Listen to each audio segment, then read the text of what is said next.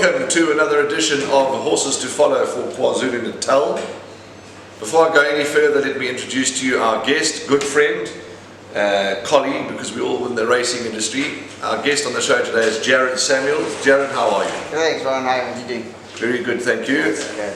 We've got, let me see now if we can make it very clear. We've got the A team with us today. The B team are not with us. Andrew Harrison's driving somewhere to the bush, and Tawanda Taravinga is, I don't know where he is, but we've got the A team here. The B team are not with us today. Oh, well, we're going to show them. We're going to show them. Yeah. We're going to show them. Okay, it's a cold day here in the province, in KwaZulu-Natal. It's wet, it's cold, but we are in the Ashburton clubhouse and trying to keep as warm as we possibly can. Just to quickly go through before we talk about Jared, because the show is all about Jared, some news items. The sprint day, the Golden Horse Sprint Feature Race Day is on Saturday.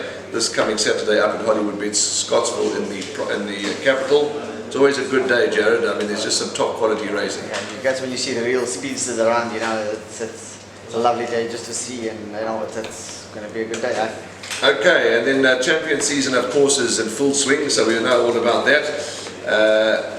Talking about the horrific weather, there's unfortunately been roadworks, accidents. You were stuck in traffic this morning. I've come up from Durban. Terrible. You know, you just watch how some people drive in the wet, and you wonder to yourself, well, you wonder how there's not more accidents. Yeah, exactly. You know, you think automatically once it rains, people just switch off for some God-given reason. But just I was stuck in traffic this morning. There's a lot of, and then just once that accident cleared, then the two trucks decided, you know, let's break down here. So there's a lot of traffic. Yeah. And, but we made it. Yeah, we certainly did. We'll try and have as much fun as we possibly can. Talking about weather, having a word with a lot of people, there is rain about, there is a bit of rain forecast, but from tomorrow, Friday, they're expecting it to clear, so I'm sure the tracks and everything will be fine for the big day. I mean, we can't predict the weather, what's going to happen in 3 days, but the forecast looks better than what it is today. It does look a bit promising, you know. We've had a bit of rain, so let's just hope, as I say, especially with all these speedsters running now.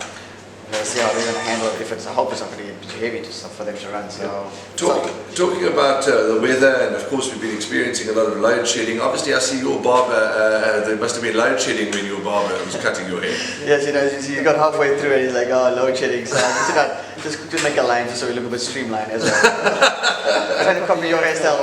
Yes, no, it's very hard to copy my hairstyle, Jared. But okay.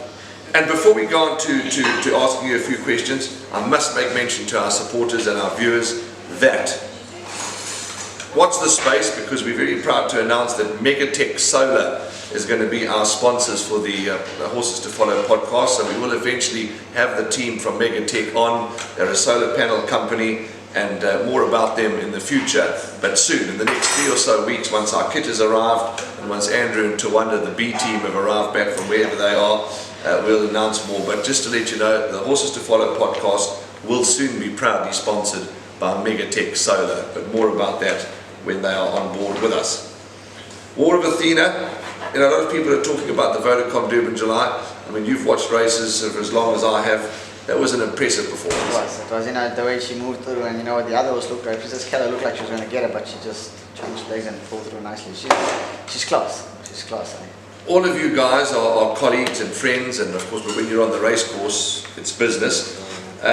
He would have had a word with Muzi, I'm sure, and he must be just blown away about this horse. Yeah, you know, he always tells you, and I'd love for you guys to catch your feel on this, because this is something special, you know, and we can see exactly from what he talked. You know, she goes through a race like effortless.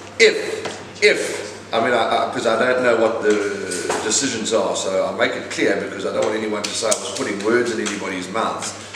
If War of Athena were to run in the July, and obviously we know that got the green light, looks to be running in the July, who's he going to ride? I mean, what a decision he's going to have to make.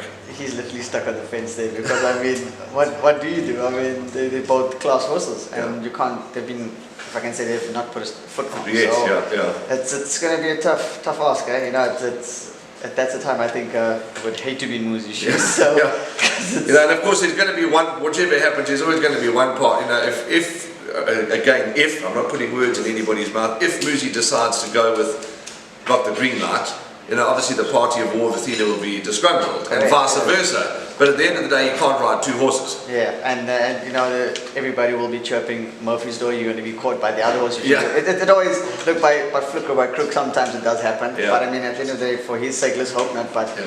it's all in his hands. But Well, it's the same. a tough decision. From a punting perspective, it happened to me yesterday in the race that Timmy Prinsloo won, Yes, Miss Generosity. Yeah. There were two horses, Jared, and I normally put, if I can't decide which two horses to put my 100 rand on, I normally put 50-50 or 100 on both. And yesterday I had to make the decision. I made the decision. I went against Miss Generosity, and of course, who won? Miss Generosity. So it happens. It's Murphy's law, and it's part of racing.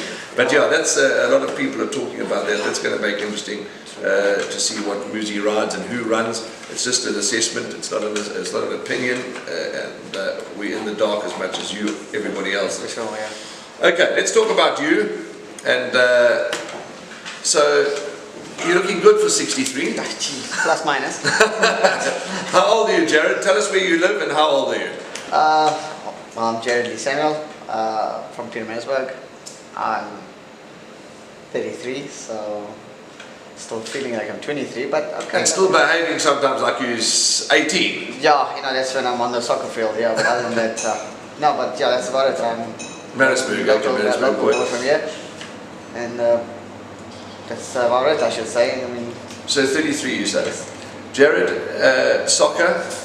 You love soccer. Indoor soccer, outdoor soccer, any soccer. yeah.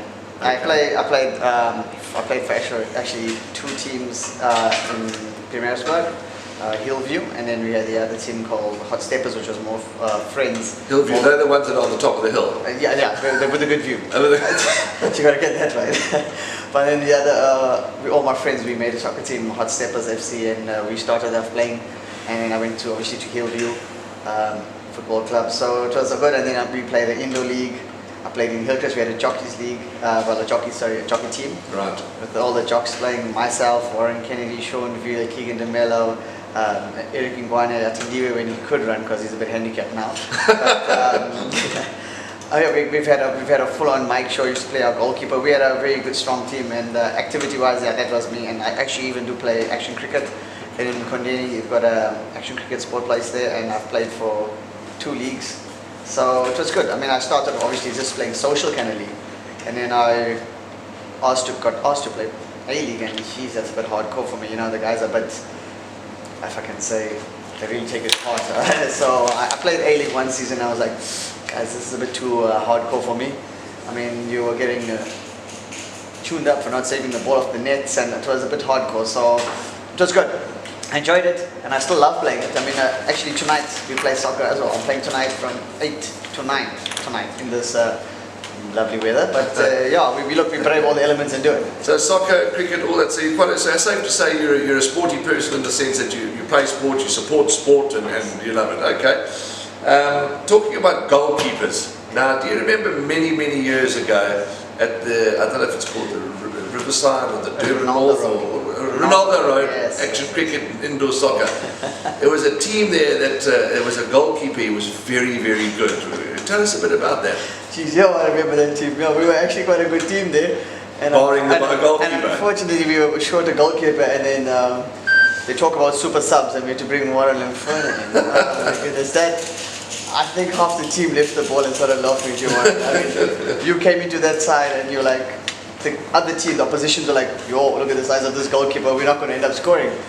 The ball rolled past you, Warren. It was good fun. I'm a shocking sportsman. I know nothing about sports. I can't play. My whole family, my brother, my sister, and the 3 of us, cordless. No, I mean, Jared, at school, my dad, my late father said to me, he said, well, you've got a guaranteed, he said, you high jump. If you can't do anything else, you've got to do high jump, do the step over. The lowest bar in high jump. Every time I knocked it down, I couldn't get over it. So anyway. As I say, I hope you were the best of the family, because I mean, if that was the best, then all shocking. Okay, talking about family, tell us about yours. Yeah, as I said, I'm from Pietermaritzburg. I've got obviously mom and dad. 2 older brothers. They actually, at the moment, they enjoy work. Are they as bubbly and as noisy as you are? Yeah, I would think, but obviously not as noisy. As I get told by every training center and everyone, I'm one of the loudest around. I said, well, listen, at least if you can say I'm not at work, you can always hear me. Yes. So I'm always, known to be there. But yes, they are a bit loud, and obviously not as loud as me. But yeah, we're very close. And if I may say, there's photos when I have put up on social media. People have said these are triplets. Okay, so I'm just going to have a look. So you look the same. Yeah, we all probably look the same. And yeah, no, we quite a close family, obviously, like most families. And my mom and dad, they obviously a housewife, and my dad obviously has retired, and he's working from home. He does his odd jobs from home, and but yes. Jared, you talk about family and brothers and just a close-knit community. I think it's very important for that.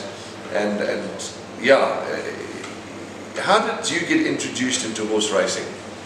How did it all start? As I tell everybody, take us right to the beginning. Yeah. Well, my mum's brothers. My mum, they've obviously got a big family, and she's got like about, if I'm not mistaken, 5 brothers, and they all love their horse racing. Which is the time I can remember.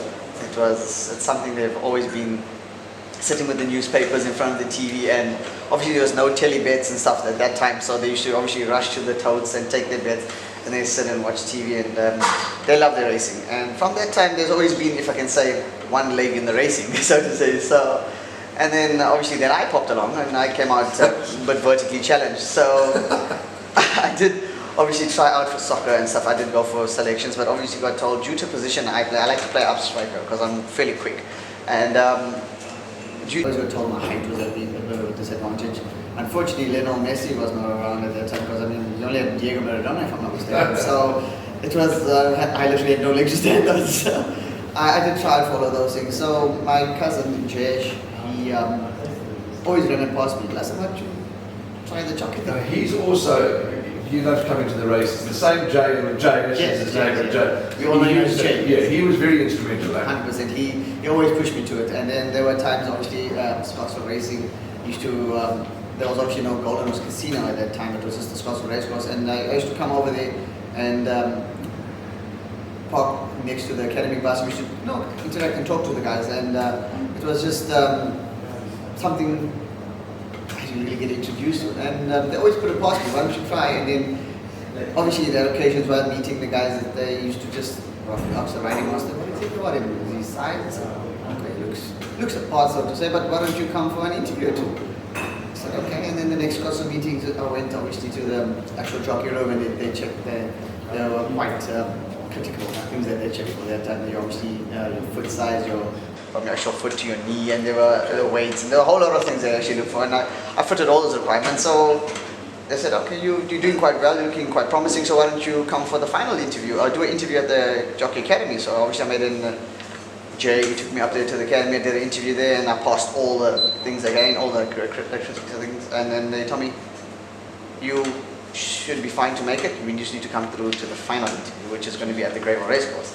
Okay. And yeah, so I went through, I got accepted, and at that time, if I'm not mistaken, we speak in standards at that time, standard 6. So it was in the beginning of, at the end of standard 6, I got accepted. Okay. So you only supposed to go to the academy at the end of standard 7, and that whole year I totally forgot that I was accepted. I was like, oh, carried on with my normal routine. So you had to do standard 7 at normal school? At a normal school, yeah. And then obviously in that time, thinking that I was leaving at the end of the year to the academy, and carried on my daily life, and came closer towards the end of the year, and then my family and my cousin Jay like, don't forget that you're leaving soon. I'm like, leaving to go where? Oh yeah, I was like, oh my goodness, what's going on? And then eventually reality set in, and then it was something hard to swallow, because I was a grown up at home, and now I have to leave, and at a young age. So it was something like that. So obviously I went through, and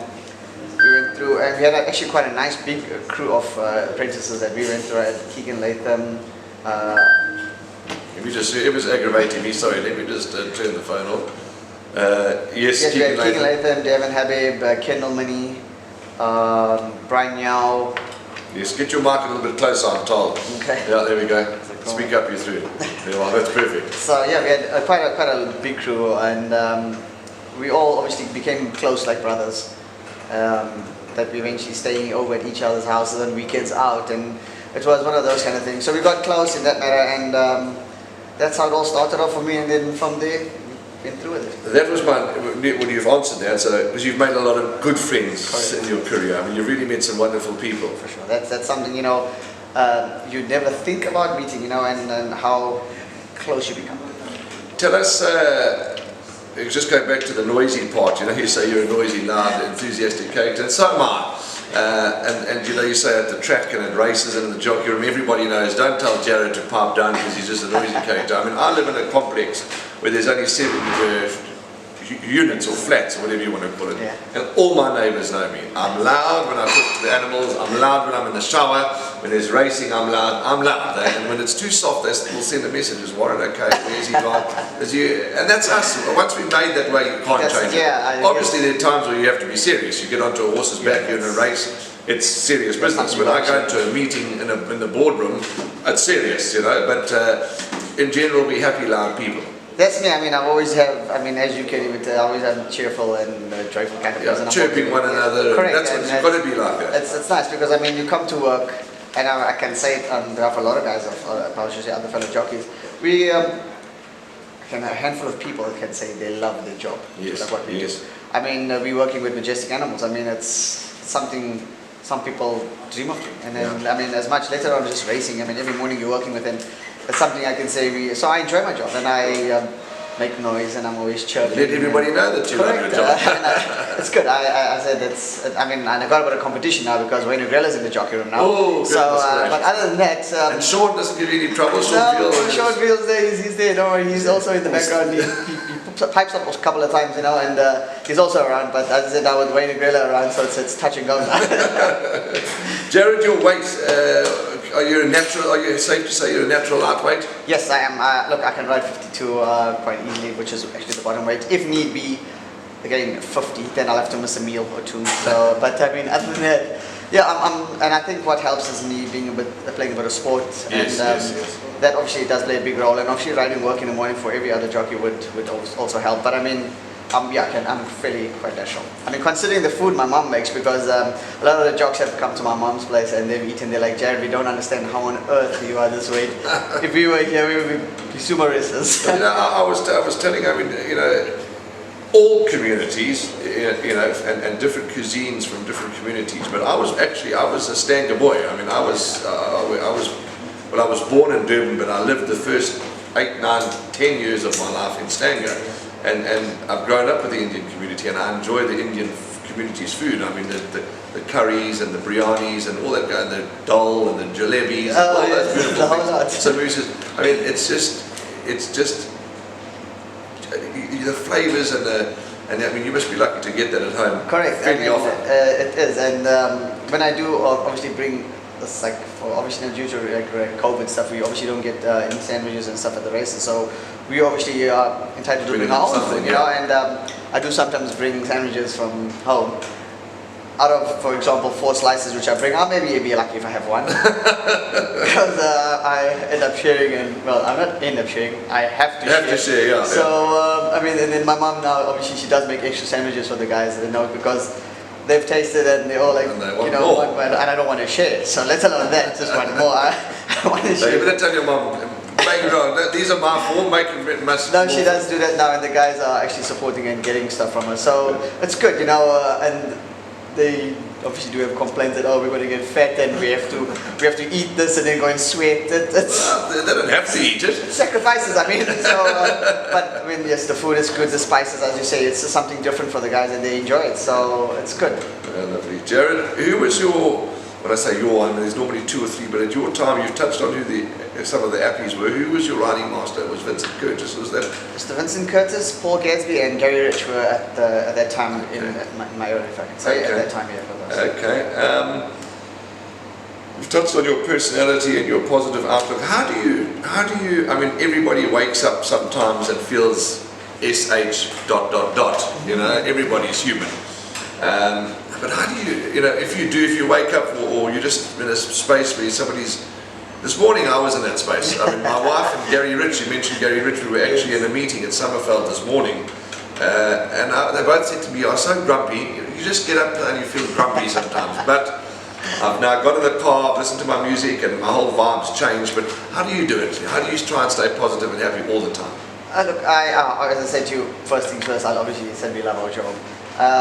In saying that, but I wake up in the mornings, and there are mornings where, as you say, you wake up, you're thinking, what do I go to work? And then while I'm thinking about it, I'm still getting dressed. As much as I'm thinking about it, I'm getting dressed. Yeah, so you're doing it anyway. I'm practically, it's, if I can call it like a routine, but you do it unconsciously, so to say. I mean, as I'm thinking about should I, but I'm dressed already, and I'm like, you know what, you go. Yeah. You're dressed, let's do it. And then I have my half a cup of coffee. And then half? Just because you like half? Just in the morning, because I don't want to overdo it with the caffeine. Okay. That's just to keep me awake from Harrisburg to Summerfeld. Okay. Because in case I am not off, you don't want that to happen. But yes, and then obviously I get to Summerfeld, and then the whole, as I said, the whole attitude and everything just changes. I mean, it's just something.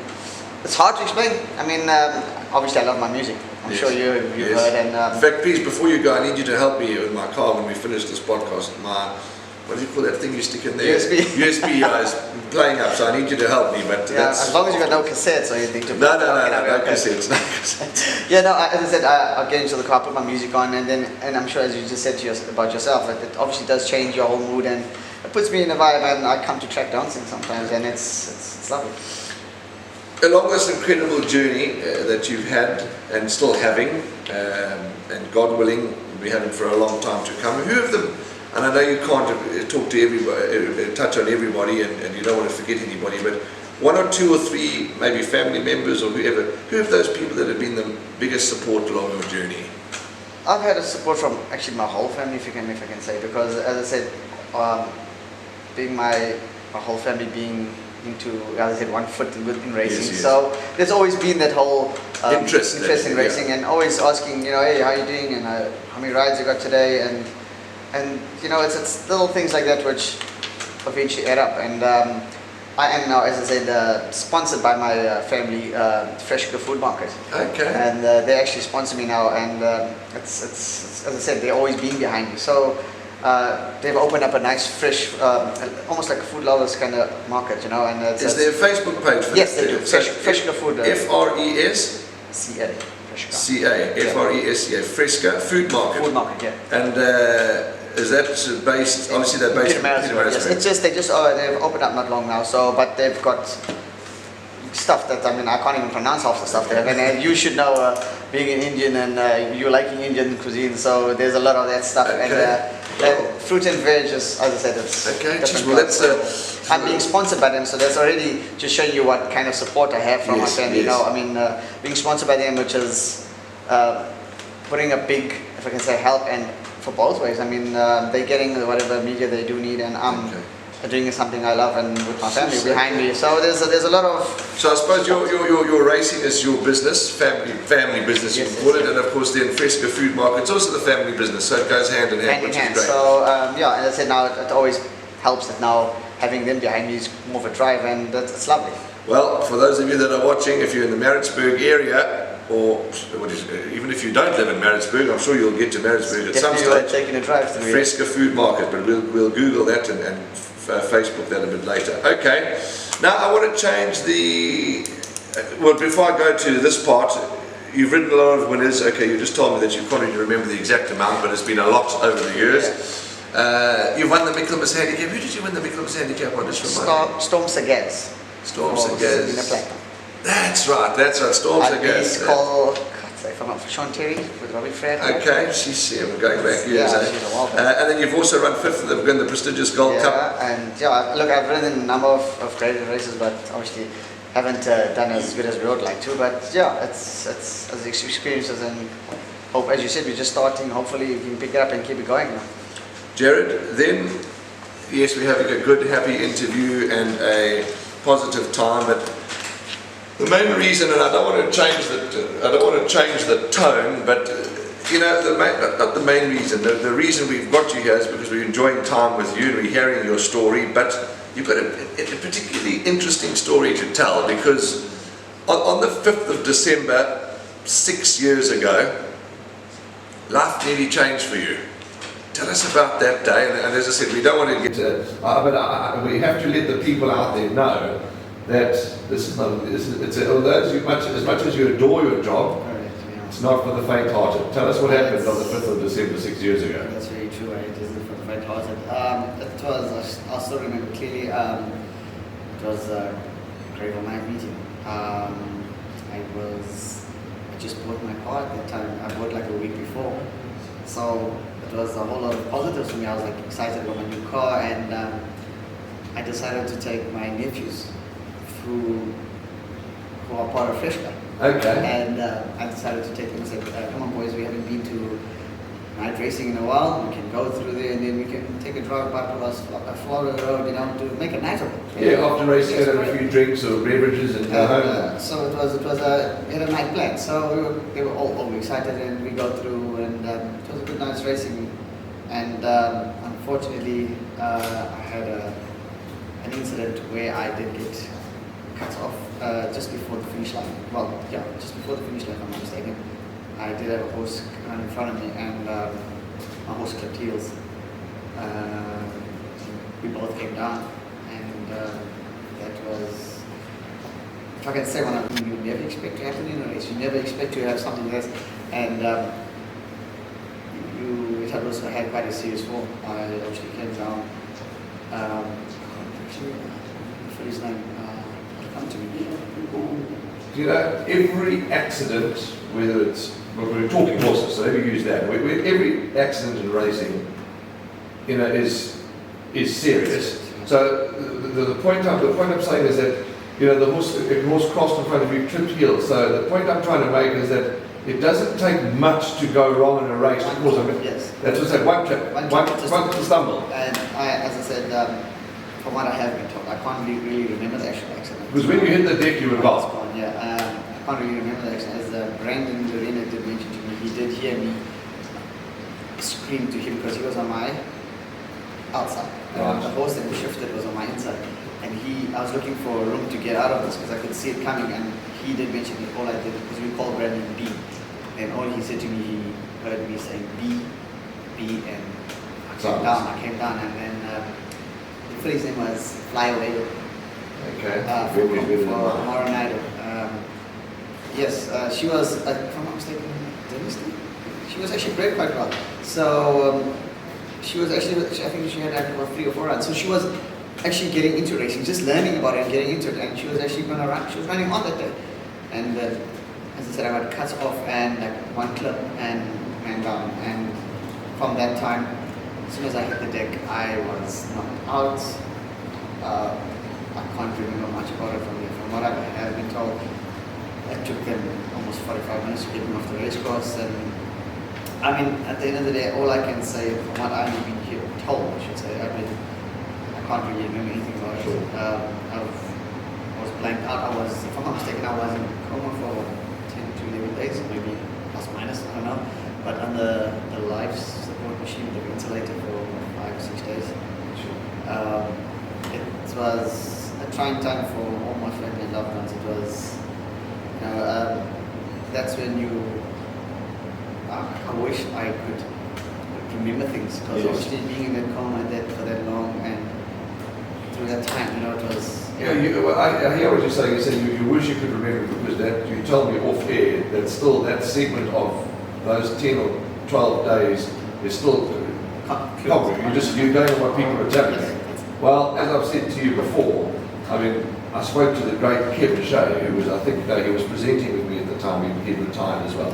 And I'd said, he had come back and he had said to me, he said, I've just been to see Jared Samuels. I said, okay. I said, well, and I interrupted him. I said, well, because I'm planning to, I'd like to go, tomorrow.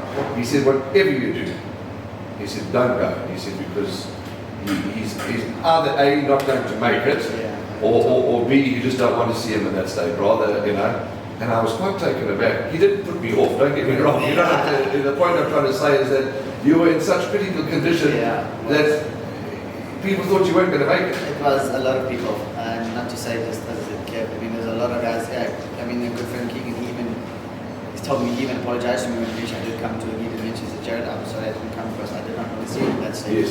Yes. A lot of people did say it was, when they walked in, they could not believe it was me. Yeah, so, but in saying that, I've had a lot of support and family, more loved ones that were there for me.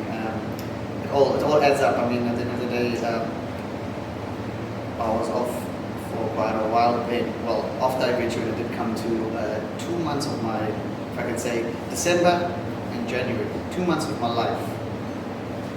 I'm completely clear. I greeted and spoke to you. If you came to me to see me, Warren, anyone would tell me how I was racing, and I'd ask you everything about your job. Yes. And you'd ask me something about my, I would obviously, not being in the right state of mind, I would say something a bit silly, but obviously unconsciously saying it. And, Yes. But I knew exactly what you do for a living, what you do, and I spoke to all my friends, and the thing is, when they came and visited me, they were like, okay, Jared, we'll see you guys, we're going home. And I was like, okay, cool, we're going. So I used to jump on my bed when I go home. And so as I said, it was like 2 months of my life, I can't remember doing nothing of that. And then after being discharged, I got back and I went to my normal GP complaining about the pains, and he was like, Jared, all your ribs are still bruised, they are healing, so just give it a week or two, you should be fine. By a week, 2, you should be 100% cool. And I was like, oh, no problem. So I went back home and obviously still being in pain, gave me some painkillers and stuff, I've been taking it. And in that time, it healed to a point where I could feel it's not getting any better. It healed to a point, so I went back to Dr. R.N. Singh. I went back to him and I said, Doc, he's my GP from the time I was a little one. I haven't grown much, but I mean, yeah, I haven't grown much, but nevertheless, yeah. He's been my GP from the whole family, you know, he's been our GP from those days. So I went up to him and I said, Doc, come on, something's and not then right. he checked me up. I mean, this is my GP here in Primarisburg. I was in the top hospital, so to say. And they, for some God-given reason, they couldn't pick up this. And he said, okay, Jared, I got a feeling, can I just check your spine? So, I mean, I said, okay, I sat up on his table and he pushed each vertebra and got to about my T6. I literally fly jumped off that. And he's like, oh, goodness. So when I got on, I said, excuses, no, just go for an x-ray. So I went straight from his surgery for an x-ray, and then I came back to him with it, and he's like, you've got a fractured spine. So he told me that, I'm like, fractured spine, I thought I'd be in a brace, you know, locked up and not going anywhere, you know. I mean, you've seen people with spinal problems, you literally won't be like Robocop. Yeah, I mean, you let them just move. So I was like, and then he took the actual x-ray and showed me. I had quite a bad compression fracture on my T6. And then that booked me off for another 9 months. So from my actually, I've been off for 9 months. Had to use a back brace. From that day, I got a back brace delivered. I had to use a back brace. I was in the walking like Robocop. So it was quite upright, you know. So as I said, it was just a whole lot of things like that. But 9 months off, doing nothing, from being active, gymming every second day. I used to love it. You must have gone to slot off your head. Completely. It got to a point where even watching a movie was actually boring. You couldn't do anything. I mean, eventually, obviously, the weight started getting on me. And me being a lightweight, yeah, that was scary. And then I went a couple of times, like through the whole 9 months of when I was off, I went through to the jockey room at Gravel. I remember clearly the one at Gravel. And I walk in and they're like, whoa, what the hell? They're good. Ross fans around.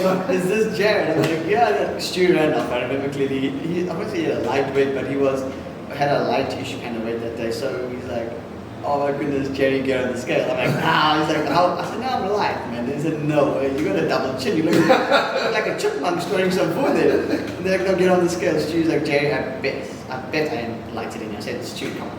From the time I can remember, it's never going to be. It's like, get on the scale. And yeah, jump on the scale. I mean, you got the scale at one at a time, oh, please. Oh my goodness, it's like, geez, one roti at a time. I jumped on the scale, it was 56 and a half, if not 57. And Stu Randolph jumped on, he was 55 and a half, and he's like, who's got a phone? Take a phone, you'll never see this again. And it was a whole lot of, I would say, the trying time. I mean, I picked up a lot of weight, and it was a long 9 months. But it was, in the last couple of months, obviously, the rehab I had to go through for a bit of physio. And then I started swimming, which was one of the main things. Actually, swimming for any actual injuries is one of the best things to do. So I started swimming again in the gym, and then slowly getting into it in cycling, and everything was so like slow. And then a month after getting all about after 9 months, I got back into work, and I remember riding my first horse back from Mr. Lund.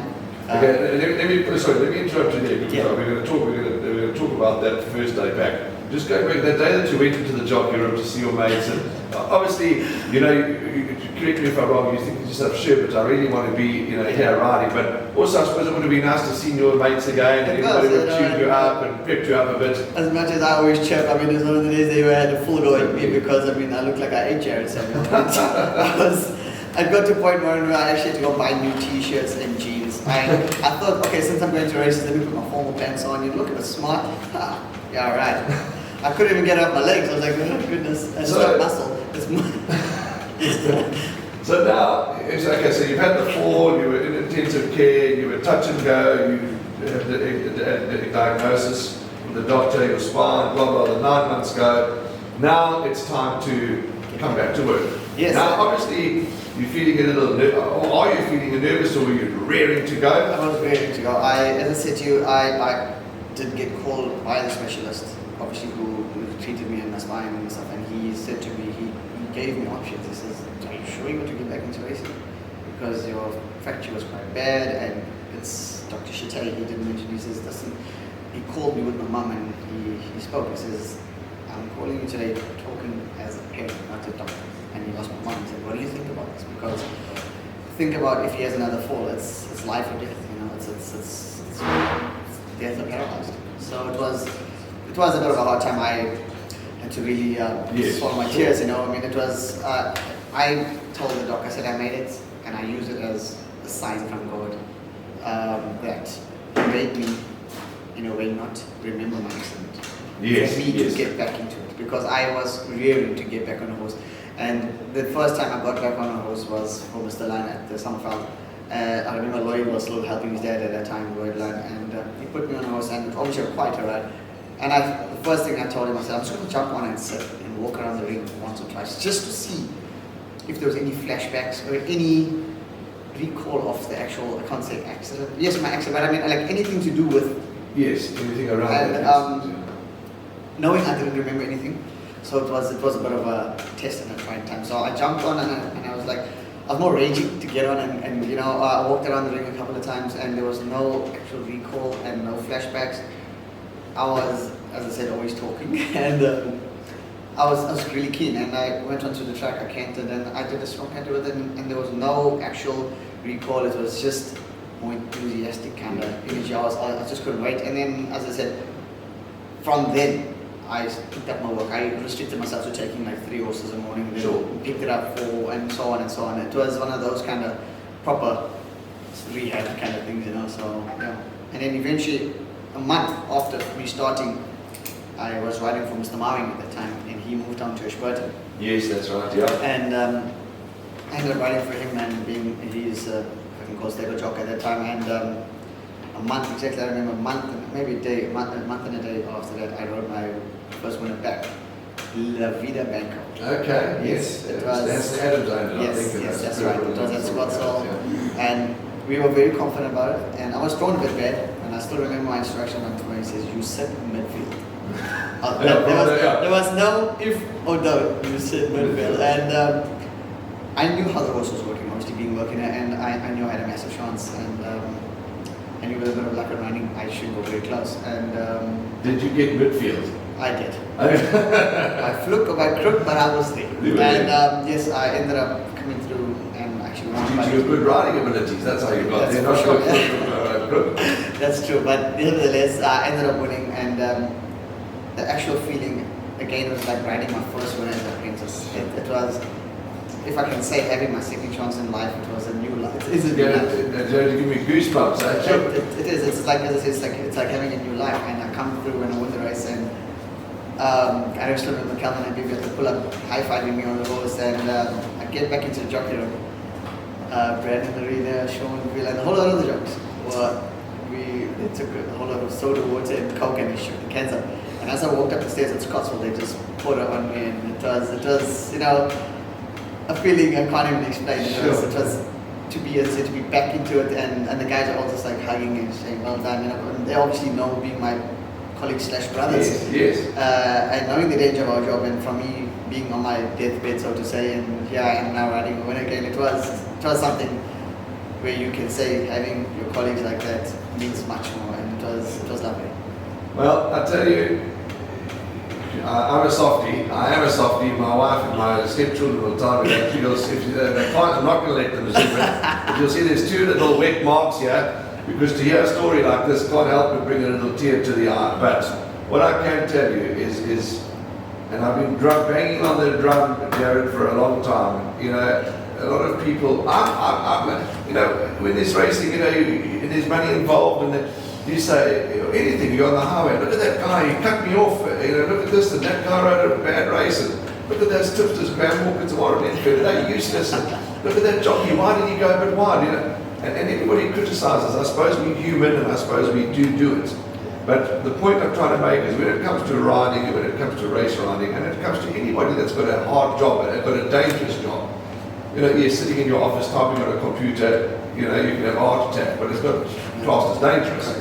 But cleaning windows on the 13th story of a building hanging on a rope, that's a dangerous job. Riding a horse is a dangerous job. So every time, the point I'm trying to make, and the advice and the appeal I'm trying to make to everybody is, before you throw stones and before you criticise, listen carefully to Jared's story. Yes, everybody makes mistakes. I've heard jockeys come back. You would have heard it said to the trainer, I made a mistake. The trainer says I made a mistake. Punter, I made a mistake yesterday. I backed the wrong horse. We make mistakes. But before we criticise and push everybody down, think of what everybody's going through and what everyone's gone through. That's my message, because I get a little warmed up. I feel quite strongly about it. No, as I said, it's as you're saying, people don't understand. I mean, sad to even say that I'm my fellow colleague Naresh Juggler. I mean, actually I got goosebumps just talking about him.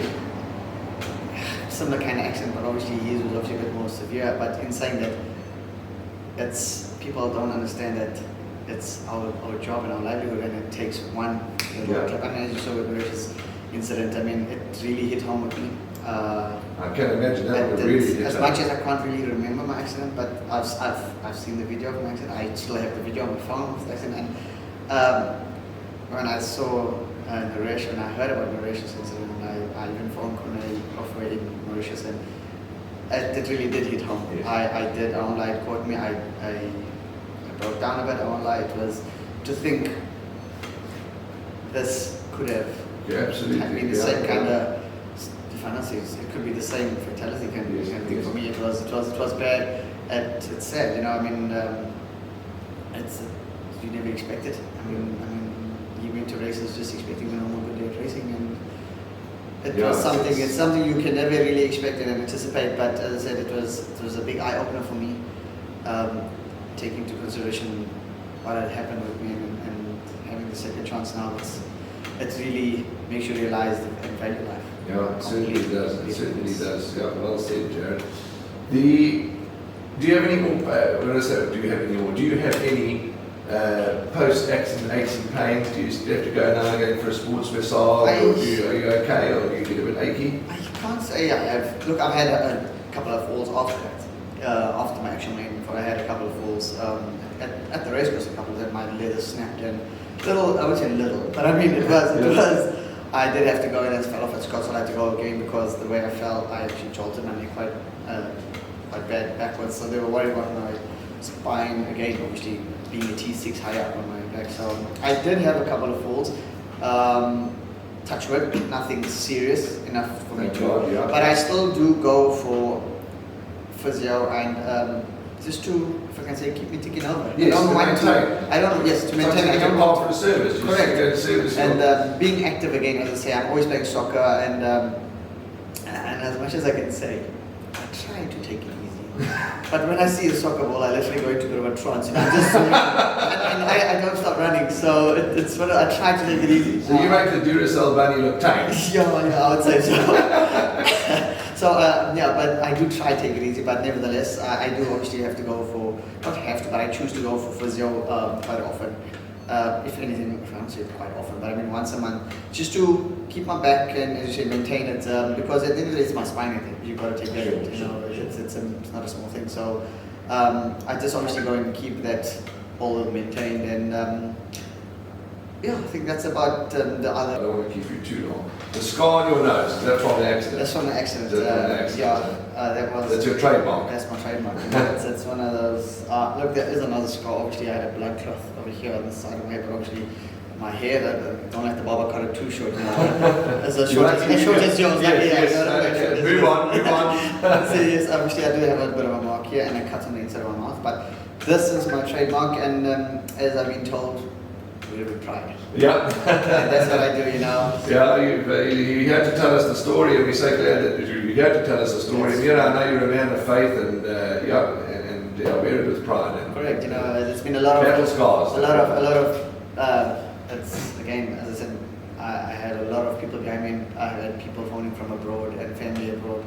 It was a whole lot of prayers coming from all over around the world, and it was, I felt, when I got told this, it makes you feel and understand how loved you and what family are around, and it's good. It was quite nice to know you loved, and it's quite a nice feeling to be loved. That's why I keep telling everybody, let's rather try and spread the love than the hatred, because love feels far better than hatred. True. Oh, yeah.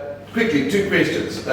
Com Knight has been very instrumental. He's more of a mate of yours. Correct, yes. Yeah, we've, like obviously when I started my apprenticeship, he was helping Selman Moodley at that time, I was training, and I've been with coming from the time, as I said, from I was not really that much, but nevertheless, yeah, from the time I was young, and he's been helping me a lot, and he still is, and we both obviously work together.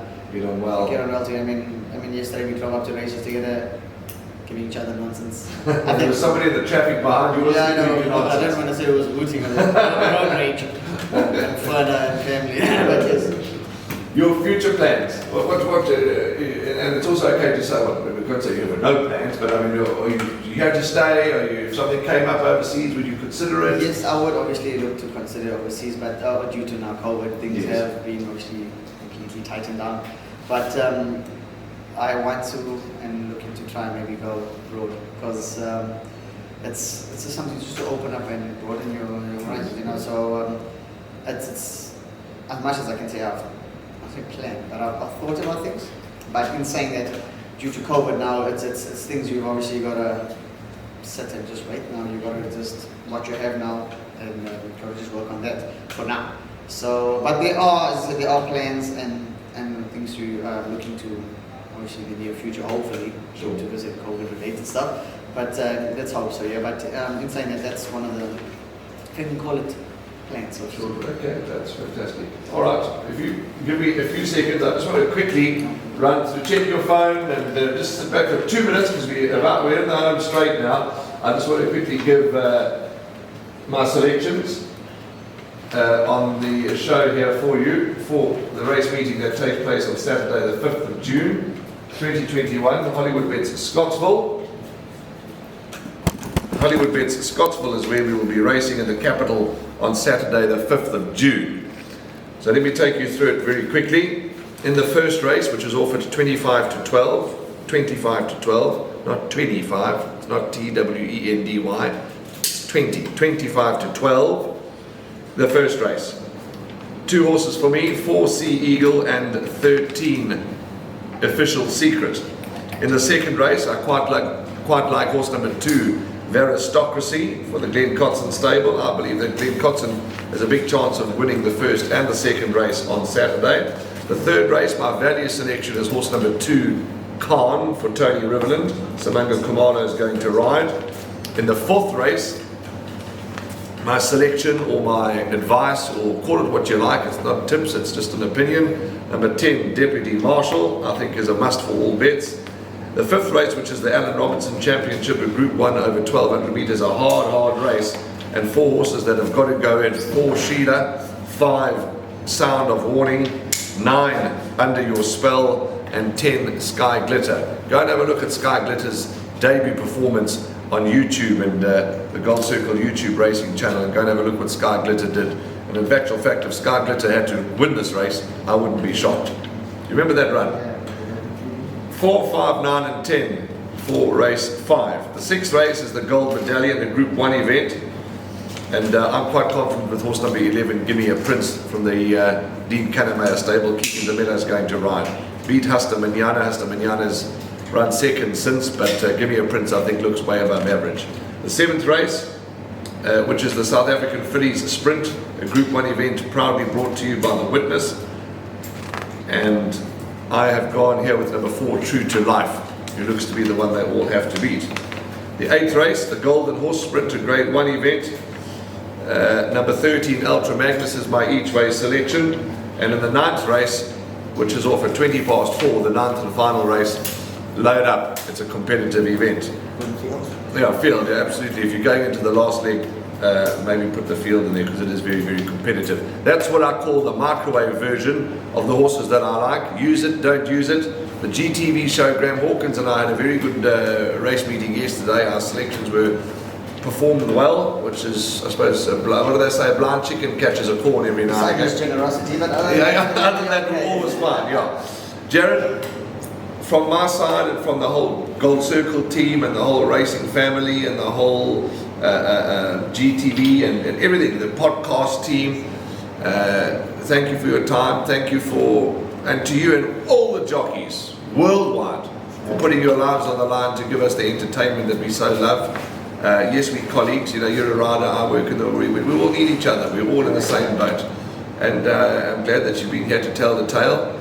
And we could have spoken for hours and hours, but really we wish you and your family, I thank you for your friendship. I thank you for always keeping us happy, always keeping us entertained.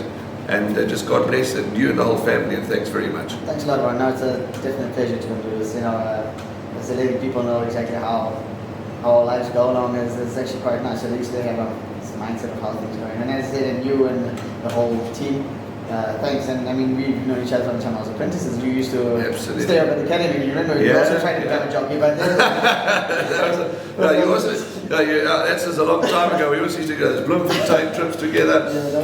We do. Thank you. Only a pleasure. And thanks to the whole team. As I said, we've got the A team here, the B team being Tawanda. I wonder if they'll cotton on. I think they're a bit scared of the cold. That must be. The B team consisting of Tawanda and Andrew are not here. Andrew Harrison, next time you see him at the track, with his shorts and no shoes when it's -8. Yeah, you better tune him up for me, eh?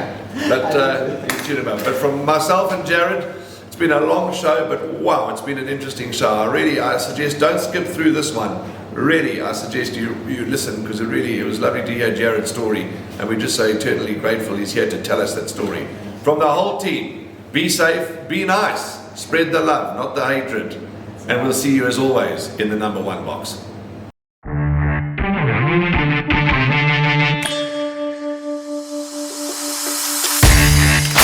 Thank you.